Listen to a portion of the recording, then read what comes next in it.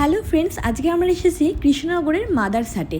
এটা রয়েছে কৃষ্ণনগর থেকে মাত্র 3 কিলোমিটার দূরে NH-34-এ কলকাতার দিকে যাওয়ার রাস্তায় বাঁ হাতে পড়বে। পার্কিংয়ের যথেষ্ট সুন্দর জায়গা রয়েছে আর এটা নতুন করে রিনোভেট করা হচ্ছে আর বেশ কিছু সেকশন ওপেনও হয়ে গেছে। আজকের মেন অ্যাট্রাকশন হলো এখানকার রোবট। বেশ কিছু রোবটের দ্বারা এখানে সার্ভ করা হচ্ছে। পিক সিজনের ভিড় এড়াতে সম্ভবত এই রোবটদেরকে রাখা হয়েছে। এখানে আমরা একাধিক রোবট দেখতে পেলাম, একসাথে অনেক খাবার নিয়ে তারা টেবিলে টেবিলে গিয়ে সার্ভ করছে।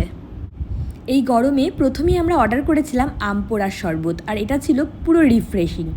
তারপরে চলে আসে একে একে চিকেন স্টিক এবং grill chicken with herb rice. এই ডিশটা আমার ফেভারিট। ম্যাশড পটাটো এবং প্রচুর ভেজিটেবলস থাকে এর মধ্যে, এবং এরা বানিয়েছিলও কিন্তু দারুণ। আমার তো বেশ ভালো লেগেছিল। আপনাদের কেমন লাগলো অবশ্যই কমেন্ট করে জানাবেন। ভালো